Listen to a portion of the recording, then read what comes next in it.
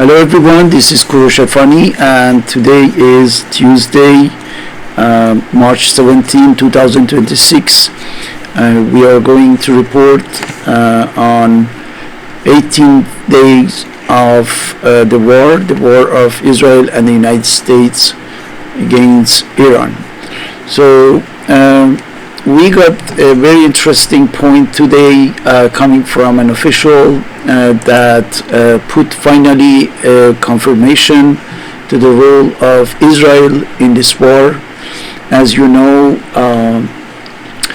Joe Kent, who was the U.S. National Counterterrorism Center chief, resigned by saying that this war shouldn't have ever existed, and if we have that, it's because of Israel, right? So he is qualifying this war as a never-ending conflict, that doesn't serve American interest.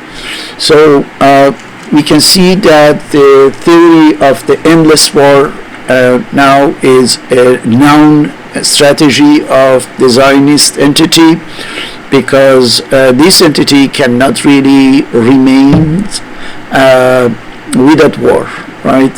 So that's why we need really a theoretical framework in order to understand what Israel has set up as strategy, long-term strategy for itself. And when we say for itself, we are not talking about this little entity, the tiny territory that we call Israel. We are talking about the Zionist network, right? And through the Zionist network, we are talking about capitalism as a system.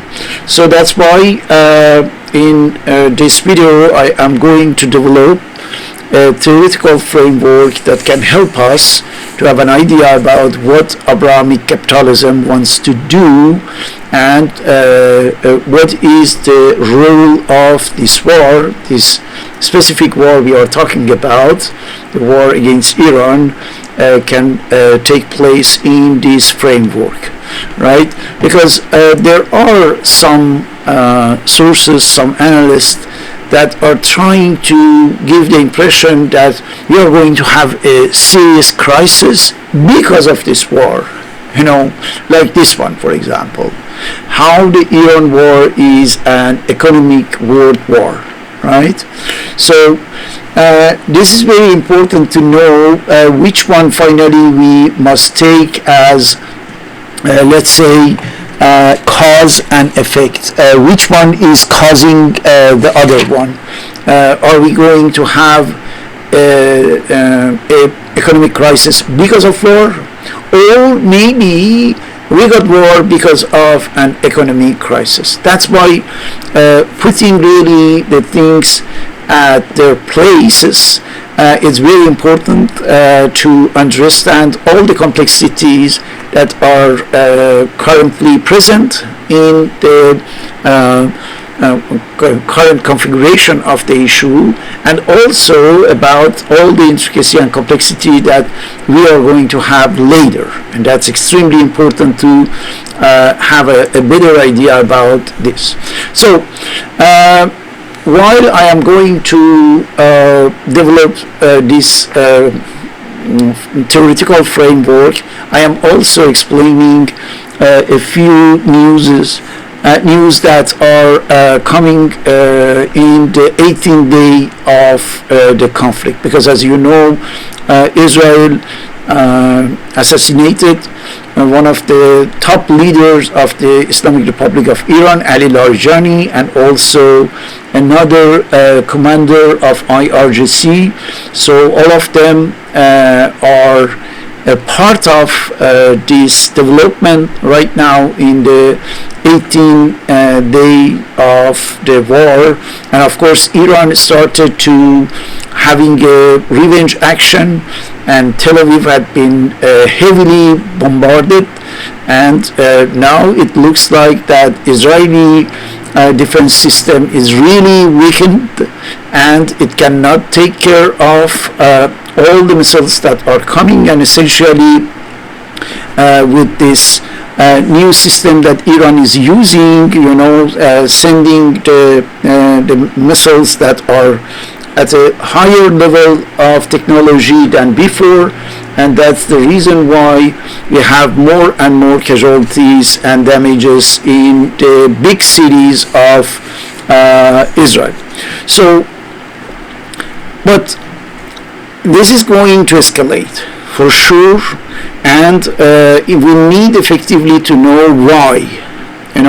We cannot explain it only and only based on the little details of technical issues, technical aspects, right? Of course there is a military facet for what we are talking, but at the same time we shouldn't forget that there are a lot of let's say macro elements, macro factors that are playing a role, and that's why we have to account for these elements as well. So I start with a very simple assertion, okay, a very basic statement, which is that the war is not going to give rise to a crisis in the system. And when I say system, I am talking about the Abrahamic capitalism, okay? So I am talking about the system in this meaning that it's a huge machine containing, of course, the global economy, and mainly the American economy, the Western economy, and of course the political structure as well. So through these two, they dominate society, culture, media, and everything. So that's in this meaning that we are talking about what we call system. Now, through this system, something is happening for decades, we can say, which is accumulating the wrongdoings that are inherent, to the capitalism. And essentially the capitalism with this adjective that must not be really forgotten, even when I don't mention that, we have to imagine that in any cases we are talking about Abrahamic capitalism, right? Because capitalism can be considered as a system that was created by the Abrahamic ideology, Abrahamic system, and Abrahamic people, right? They created this system, economic system, socio-economic system that we can call capitalism. So that's why capitalism means Abrahamic capitalism. That's the first little preliminary point that we must account for in order to understand why the capitalism became so cruel, so stupid, so aggressive, so destructive. Why? Because this ideology, this Abrahamic ideology, which contains the complete insanity of getting the superiority to one little part of the population over everyone, right? That's the idea of the racial superiority of the Jews that is included in the Abrahamic ideology, Abrahamic religion, Abrahamic approach, and so on. So that's why everywhere this Abrahamic approach is injected and applied, we have something destructive. We have something that cannot be considered as sane, right? Now, the first statement was that this is not war that is going to create a huge, important, deep, widespread crisis in the system, but the war is caused by this crisis that had been already running within the system. So that's why we must consider the war as the cause of the current situation, right? Otherwise, we will take the effect as cause, and we are going to have an analytical system that would be very, shaky and not very truthful. So that's why we need really to put the things at their places, and we must see that first we have the capitalism, which is inherently, as I said, by essence, an irrational system, right? Irrational because anything that capitalism is doing has a part of destruction, damages to humans, to human physics, to human body, to human mind, to the nature, to the environment, to society, and everything else. So when a system is able to generate as much as negative aspect, destructive aspect, of course we can consider it as irrational, as inhuman, as insane, right? This is what capitalism it is. From the beginning we can see that it was looking for metamorphosing human beings, transforming them into a machine for working, for consuming, and for dying. That's all. That's the life. That's the life in the capitalist society. Being born, becoming a workforce, working for the system, consuming, and dying. That's all. I told you that I published a long article, is a kind of booklet about the existentialism, and if we have time, because right now we are in the middle of war, but later maybe when I have time I am going to develop that work and explaining how effectively we cannot have anything as the real genuine human existence because of the Abrahamic capitalism. And as long as we don't get rid of that, we cannot become again human being, because we have the impression that we are so, but we are not. We have already been metamorphosed. The process of metamorphosing the human beings is the socialization, and the socialization is a process that over which we don't have any control, because it's applied to us at our childhood, right? And from the moment we realize effectively what kind of human being we are, it's too late to change anything. So that's why we have to get a kind of awareness in our collective consciousness, and deciding collectively and acting collectively, acting as a society, as global society even, in order to change that. So that's another story. I will talk about that later in another video. But for now, I would like to establish that the reason for which we have so much and deep crisis in capitalism, it's because this system has been depleting almost everything that was available, right? And I am talking about mainly and essentially the natural resources. The natural resources of our planet have been widely depleted, overused, and right now we are talking about a planet that cannot really provide what is necessary for this amount of population. Of course, with the redistribution of the wealth and the resources, we can easily sustain, a comfortable life for these 89 billion people on Earth. It's not a problem. But we are talking about a system of distribution of wealth, a system of attribution of these natural resources among the nations, among the different social classes, that is completely irrational, that is completely wrong, and that's why it cannot sustain. Right? We don't have a sustainable system. We don't have a durable system. So those who are controlling the system, they know that. Okay? They know perfectly that the carrying capacity of our planet is not such that can provide from now on. Till 50 years ago it was okay.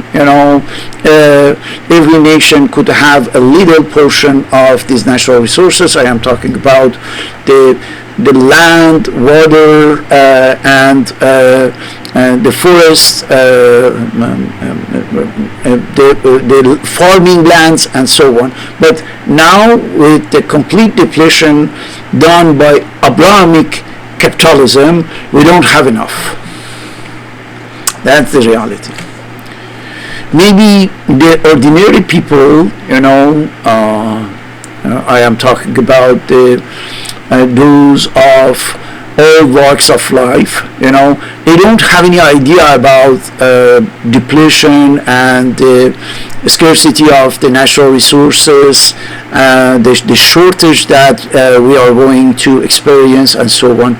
But those who are controlling the system, those who are, if you want, dominating the system, those who are essentially from the Abrahamic minority, mainly in majority, they know that.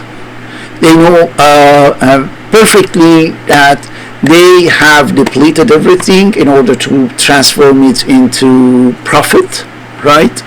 And now our planet cannot really anymore provide what is necessary for a sustainable life of, let's say, between 8 to 9 billion people. So what's the solution? As they are sick people, they are completely inhuman, the solution that they found is, what about reducing the population? Because they want to continue, to exploit, to overexploit and use and overuse the natural resources. But they are not enough, right? So the solution that these genius people found is that we must find the ways, to reduce, to bring down the number of the global population, which means less and less human beings on Earth, so that we can preserve the remaining natural resources for a minority, right? So I don't want to develop any idea about the quantity that is in the mind of these sick people, because we don't know exactly, right? And I don't want to have a wild guess about this. But the reality is there that they don't want to see all these people, billions and billions of people over there using water, lands, and anything else, and the natural resources, while they are not really useful for the system, again, for the system, and for the Abrahamic capitalism, right? Because the Abrahamic capitalist system needs only and only human beings for one thing: workforce and consuming, right? This is the only function that the human beings can have, the only, let's say, importance and role that the human beings can have for this soulless, complete cruel system of Abrahamic capitalism. Consuming and working. Okay, working for consuming and more and more consumption thanks to the work, and then dying. And reproducing again the new workforce and the new consumers. This is the life according to Abrahamic capitalism. Now, but then they started to think about this. Okay, we want to repeat that, we want to reiterate this cycle in order to get what exactly? To get more and more profit. All right, but what we are supposed to do with this profit? Because right now, the one top percent of the hierarchy posted something between 55 to 75% of the whole, depending on which country, which continent, but at average 1%. We can talk about the top 10%, top 5%, top 1%, and for the top 10%, you arrive even to 85% of wealth, in the hands of just 10%. For the 5%, 75%. For 1%, more than 50%. So they are asking themselves, but what we are supposed to do with all these profits if the whole planet is going down and will be falling apart, right? So we will die with all this wealth, with all this money, and we are going to die like a peasant of Bangladesh, for example. Why? Because there is no water, there is no oxygen, there is too much heat, global warming, and so on. So why we, with all this money, must have the same fate that the ordinary people? From that moment, they started to think about the solution, and the solution was very simple. With the profit that we have already accumulated, we can create a complete different world, right, in which there won't be all these people who are somehow, let's say, useless for the system, right? And because of them, the planet is getting depleted and destroyed, right? Because we don't destroy, we produce the things, we generate the things, we generate the profits for ourselves, but we create a lot of goods and services. We're talking about the ordinary people who have to eat, for example. The nature and the environment has to feed them, to give them food, water, oxygen, land, and everything. So let's change that. Let's change completely the configuration of the world. How? By replacing human beings by the new technology. I am talking about a triad of the elements: artificial intelligence, automation, right? Automaticity of everything, and of course robotics. So if we combine them, we are getting very functional non-human actors that are able to do whatever we want, working, fighting, or getting the job done anyway, by these robots that are able to act as a human being with artificial intelligence. So that's why we invest, let's say, a few $1 trillion on these fields, on these technologies, hardware and software, and at the end of the day, we get a huge army of the worker robot, cop robots, soldiers robots, and everything. So if they are functional enough to do whatever we want, to make the job, to produce, to guard, to defend, to act, to kill, to wage war, and anything else, why we need these human beings? Because the robots are there based on our production, and once they are produced, they start to work for years and years. We can replace them, we can repair them with what we can get from the nature, transform it into the hardwares that are necessary, and keep going, running the world thanks to these robotics actors. And from that moment, there is no need of human beings. And if there is no need, it means that we have to find a solution to get rid of them. Because now we have everything that is necessary to do away with the human beings. We can eliminate them. We don't need them. We don't need any more the human beings on our planet.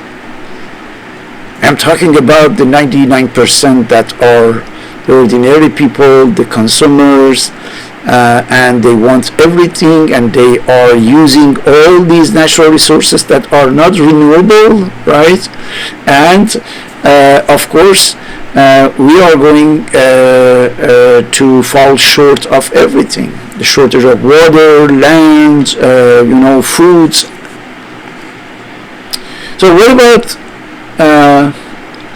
preparing a plan to get rid of all these useless human beings in such a way that we can boost our domination over everything with these robots that are able to obey 100% without any issue, right? This is what they are right now. The dominant class, mainly the Abrahamic dominant class, are in pursuit of, right? They are in search of such a very beautiful world where there is only 1%, most probably, let's say a great proportion of them, only and only the God's chosen people, right? And maybe some others, the billionaires, and at the end of the day, the whole planet will belong to them, and they can do whatever they want, and they can have a total monopoly of the usage of the remaining natural resources of our planet. See, a very beautiful agenda that they have in their head. And don't forget that they are serious about that, even though it can look very, fantastic or apocalyptic or too much abstract, but that's the reality. They are really looking for doing so. They want to have the monopoly of all the natural resources on Earth. That's why they are spending a lot of money in order to, to prepare everything for the apocalypse that is coming. And the apocalypse means the hard conditions that they are creating, they are generating, they are producing, is not something coming from,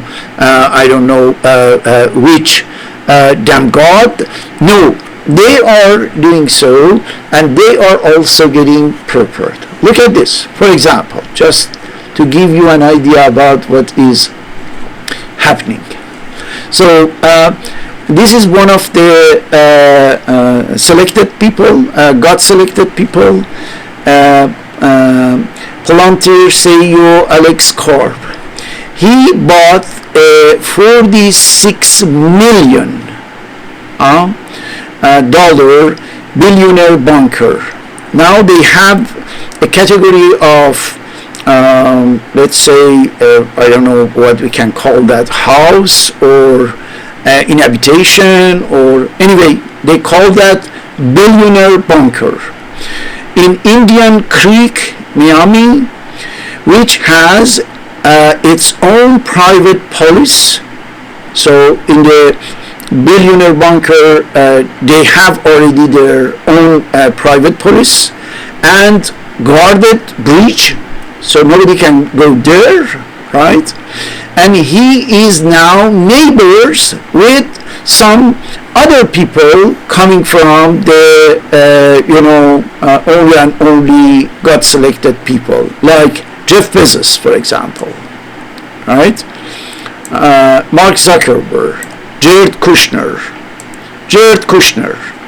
the guy who triggered this war with the collaboration of Witkoff, both of them belonging to the selected people of the God itself, right? So, as you can see, this community is already organizing themselves for the apocalypse that is coming, right? For the Armageddon that they are organizing. Total surveillance for you, total security for them. And there are many of this kind of stories that show really they are, the top 1% are organizing everything in order to bring the world to where it would be possible to organize the systemic extermination of 99% in order to keep only 1% alive, because that's also the promise of God, don't forget that. And the whole planet, again, as promised by God, because the God created the planet for who? For animals? For no, only and only for its selected people.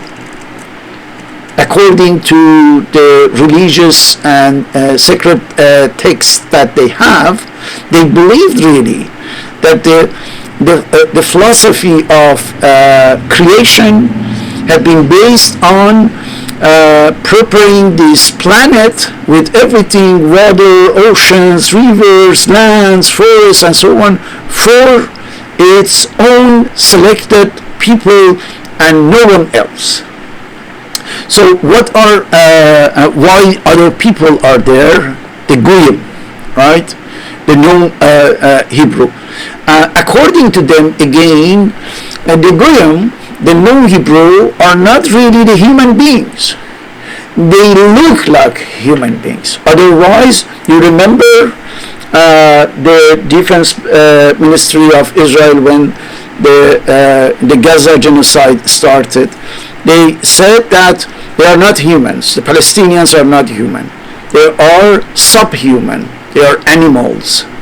So in their sacred books, in the religious book, it says that the other people are the animals covered with a human appearance in order to please to the selected people. So just imagine the insanity and the craziness of the ideas, but whatever is our judgment, the reality is there. They believe so deeply in these nonsensical things that they are spending billions and billions of dollars to create the billionaire bunker. This guy just paid $46 million to have one of them. I don't know, one house or one what exactly. But they believe in this kind of thing. Even though when we see them, when we are facing this kind of sayings, writings, it looks like completely nonsense. Fully, crazy things. But based on this craziness, they are shaping the world. They are destroying the world. Now,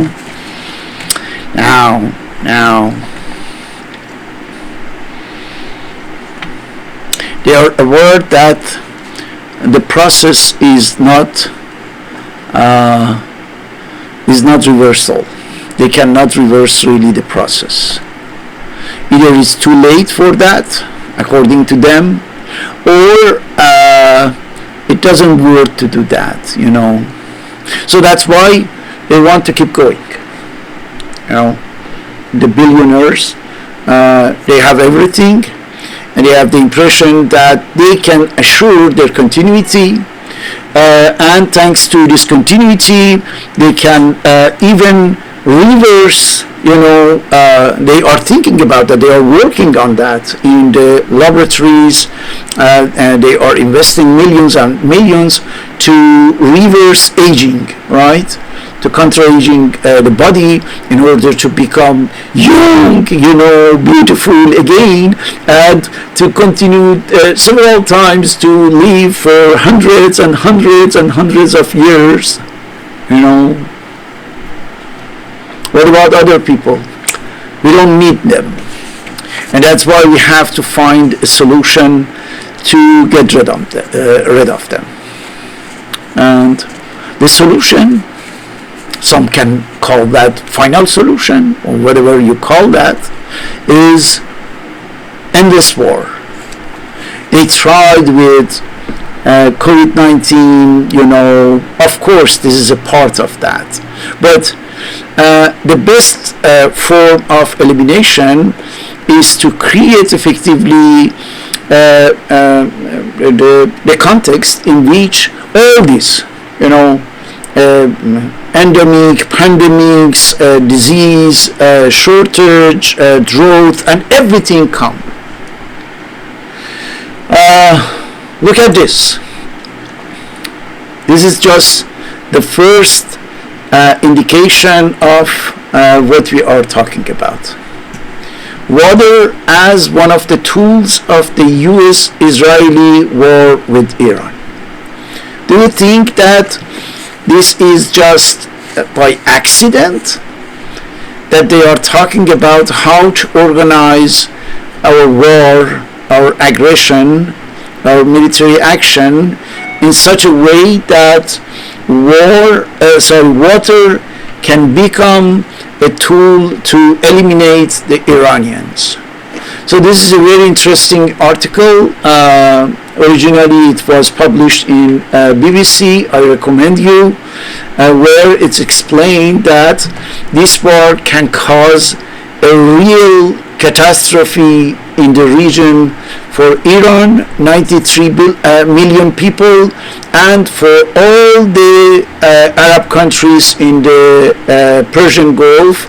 Here is it's a matter of 53 million people. So with just this war and targeting the water installation or desalination, you can create the conditions to eliminate most probably something like 140 million people. And don't forget that as it was the case of the Gaza genocide, they were trying everything. I told you several times that the Gaza doctrine was based on the Gaza experiments. They experienced everything over there, and through these experimentations they saw what are the effects of this or that weapon or this or that chemical, and then how they can starve the people, how can they can evaporate the people with specific kind of bombs, how they can make the people sick without food, without water, without medication. So everything in a very small scale had been tested and is ready now by the Zionists to be applied to the great scale like Lebanon, Syria, Iraq, and finally Iran. So once it's successful, once the Zionists can get ahead of completely exterminating Iranians, Iraqis, Syria, and so on, then they can do it with 150 million Pakistani, and later they can do it with, how much is it? 1,500,000,000 Indians, and so on and so on. So at the end of the day, don't forget that we have just 8-9 billion people. So to them, with more and more sophistication in the method, and don't forget that we have also how it's called, our nuclear weapons. With the nuclear weapons, you can get rid of hundreds of millions, with just putting all the B-52 with the nuclear bombs and creating a carpet bomb over China, for example, to get rid of 1,400,000,000 people. You know, everything is possible. Everything is at least imaginable. So if we have this big picture of what the Abrahamic capitalism wants to do, it's not projected, it's doing. Don't forget that. It has already been done in Gaza, in the West Bank. They are running right now. In Lebanon, it's carrying out, and in Iran has already started. So it's not a hypothetical, it's not a theoretical discussion that we have here. We are just showing and describing, if you want, the frame in which they are doing that. That's the Zionist framework for getting rid of the whole humanity except the selected people for the planet. Now, when you have this big picture, you can understand that all this nonsense or BS rhetoric regarding Iranian or terrorist, Iranian are trying to create, to fabricate the bomb, Iran wants to wipe out Israel. All this could be, of course, years and decades told to the people so that they believe that, so that they can desensitize the masses or population, and then they can bomb them, they can kill them, they can go and bomb the schools and kill 180 little girl student over there. Yeah, they can do whatever they want. We saw the experience of that, the horrible experience of that, with something like 700,000 people killed during the Gaza genocide, and it's going on. Every single day, Israeli army is killing few Palestinians in Gaza right now, and many Palestinians dead or injured in West Bank, and in Lebanon, and in Iran. And very soon you will see they will start same thing in Yemen, in Iraq. All right. So the current war, the war against Iran, we are in the 18th day, is a part of this big plan, is a part of this agenda. And they are going with this agenda, and they try to get rid of the 92 million Iranians in a way or another, in one way or another. What they want is very simple. Once and for all, it shouldn't exist anything that is called Iran. And Israel knew that it cannot do it by itself, so thanks to Epstein file and the genius President Trump, we can see that it brought the mighty American army in order to get the job done, right? The job is just exterminating Iranian nation, Iranian country, Iranian civilization, Iranian culture, Iranian history in such a way that they can really have that country wiped out from the map in order to prepare the elimination of other countries across the world. Why? Because when they say the land had been promised, by the land they mean the planet. The planet had been promised to them by God. God damn it. Now, is it possible that they get ahead? They can succeed? Really? Theoretically, yes. But practically there is a little issue with this satanic agenda, which is that the other people are able to organize themselves and resist. You know, even though in this side you have a very sophisticated system that's able to kill recklessly, you know, and carelessly. They can commit any cruelty that you can imagine.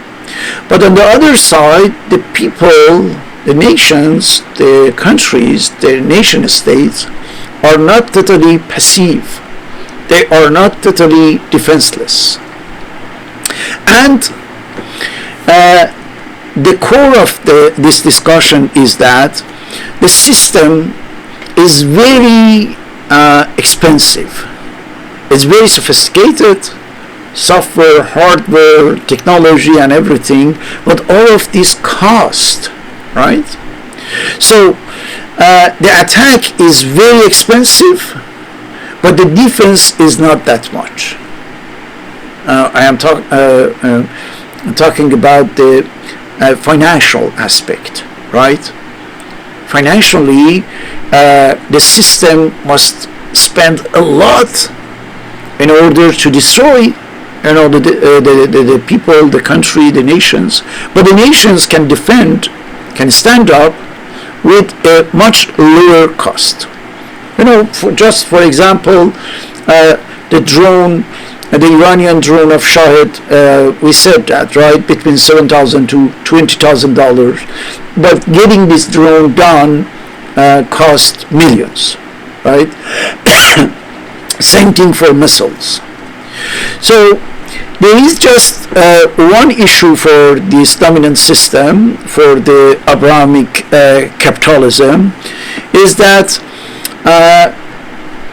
their huge, gigantic machine cost a lot of resources, money, and everything.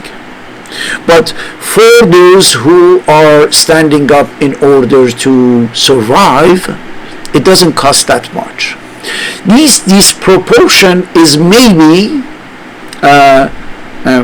that line that we have to follow in order to find the best strategy of defense, you know, because otherwise we can talk about a lot of things, you know, resisting, defending humanity, the things like that, but that's abstract. Don't forget that. That's just conceptual.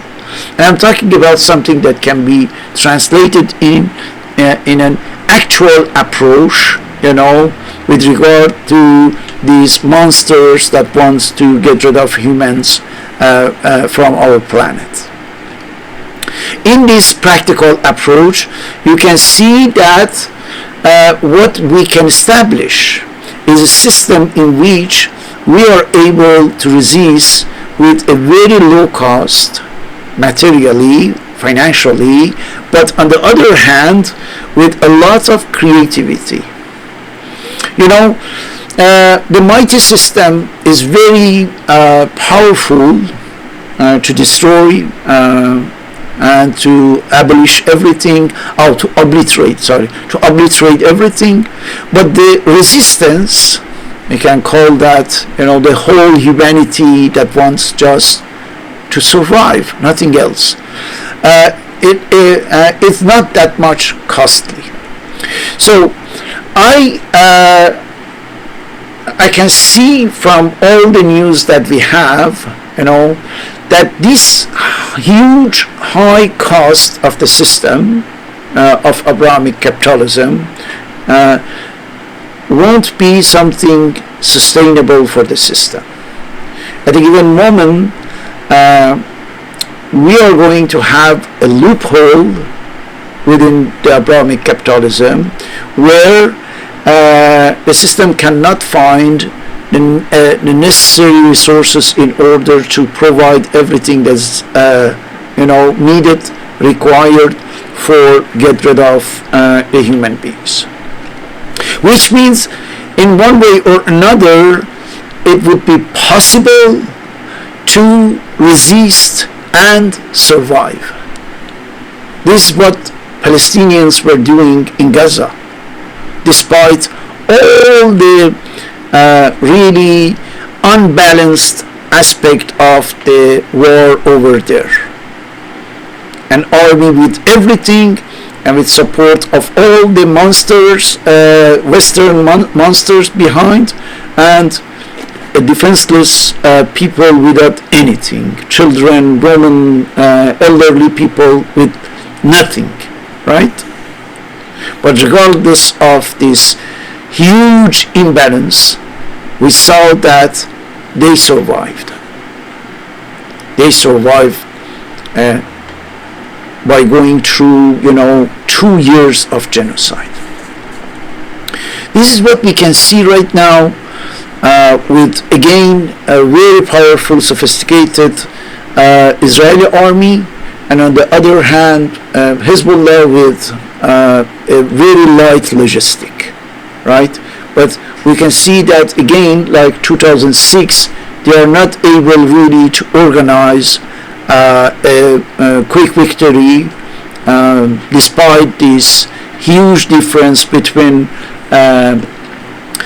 what they have, with hardware, software, technology, information, intelligence, aerial support, and so on, and on the other hand, just light weaponry, but with a huge determination of defend themselves. And this is what is happening also with Iran.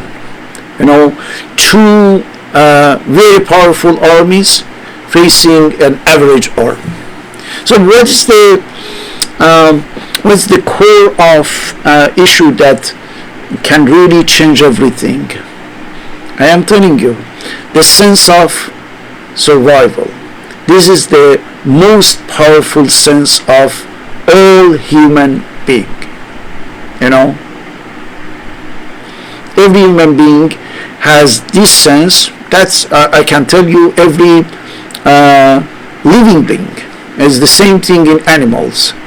The sense of survival is something that nobody can take off from you, and from the moment you have that, you are able to do the extraordinary things. This is something that was not really accounted for in the calculations of Abrahamic capitalism to get rid of humanity. They didn't have any idea about the resilience that human beings can show, can express, and can materialize to survive. So I think with the depth of this sense of survival in the human beings, Iranians, Palestinians, Iraqi, Lebanese, I think there would be for sure a kind of change, in this configuration that they want to create, which means the Abrahamic capitalism has prepared a strategy that is based on a kind of not miscalculation, but lack of a very important element in those or their calculations, right? Because they thought that by bombing the people, by depriving them from water, food, medication, shelter, and everything, they will kneel. They will kneel and they will surrender. That's why the guy was talking about unconditional surrender. They thought that with all we are bringing there and with all the bombs that we are dropping there, of course they will accept surrender, unconditional surrender. This is not the case. It was not the case of Gaza people. It's not the case of the Lebanese people, and of course not the case of Iranian nation at all. This is where I think we have a chance. We have a chance of saving our planet, saving humanity, provided that we work consciously and actively on this aspect. Okay, which means that we have to anticipate. We know that the Abrahamic capitalism is coming, and is coming with a very bad intention, very malicious intention, which is to exterminate human beings, and we can organize ourselves to resist, to stand up. And I'm talking about all the human beings, right? Because they are serious, they are determined, and they are full. They are crazy. They are clinically, insane. Clinically. But unfortunately, there is not really any means through which you can, arrest them and bring them in the psychiatric hospitals, for example. No, they are president, prime ministers, commanders, and so on. Those crazy people. So that's why we have to stick at the idea of survival. And we are talking about survival of humanity, survival of civilization, survival of human beings, right? Survival of anything that is good, positive, anything that smells life, right? So if we organize ourselves, if we convey this message, just this program, for example, if you find that this framework that I am presenting here, just as analytical framework, is objective and it's good enough, try to spread the word out, right? Try to share this video or these ideas with other people. This is how we can compile our forces, how we can gather everyone who wants to resist. And then once we find ourselves, we can collaborate, we can cooperate in such a way that we can have a collective resistance. And at a given moment, we can stop this anti-human machine of Abrahamic capitalism. This is what we have to do. Going through the details and intricacies of the ongoing war is one thing. This is what we are doing in this daily program under the title of War Report. But in this specific presentation, I wanted to expose and to give you, to highlight a theoretical, conceptual frame through which we can see what is going on. Because this is not the first war that we have in the recent years, this explanation that I provided you, the fact that capitalism try to wage war because it doesn't want to face the reality of its wrongdoing, its shortage, its irrational logic, right? Capitalism was always doing so. First World War, Second World War, all the other wars that the United States or other Western country initiated, for example, in the post-war period, all of them is just to escape, to get off the real internal inherent issues that capitalism has as a irrational, insane system of economy and society. But the difference this time is just one thing. The problem, the crisis that capitalism has this time is not the usual, cyclical crisis that it has had. And this time is something much more serious. This time capitalism is aware that it had depleted completely all the natural resources somehow, and the carrying capacity of the planet is not enough, to feed everyone, to include everyone. So the only thing that they thought about they found a solution is how we can bring down the number of people who are living on this planet, which means exterminate billions and billions of people, so that the remaining natural resources can be used only and only by a minority, right? Most probably with a majority of the God-selected people, and through what? By means of what? By means of robotics, AI, automation, not human beings anymore. So that's why I think it's very important that we don't sit by, indifferent, being attentive about what is going on, because it will be our turn anyway, in one way or another, that our turn will, arrive, will come up. So that's why we have to take care of ourselves. We have to take care of our planet. We have to resist. We have to stand up when we know what is going on and why it is going on. So that's why this war, the war against Iran, as I told you, is not the first war, is not the last war. It's a matter, there is no end. Don't look for ending this war in any way, because this kind of war, in the frame of this strategy, the strategy of extermination of human beings, all these wars are endless ones. These are the forever wars, right? So that they can kill through that, directly, indirectly. Directly is by bombing, indirectly is by depriving a country from anything. Electricity, this is what they are doing with Cuba right now. From water, this is what they are organizing to do with Iran and other countries in the region. So they are actively trying to get rid of us, right? And that's the reason we have to act.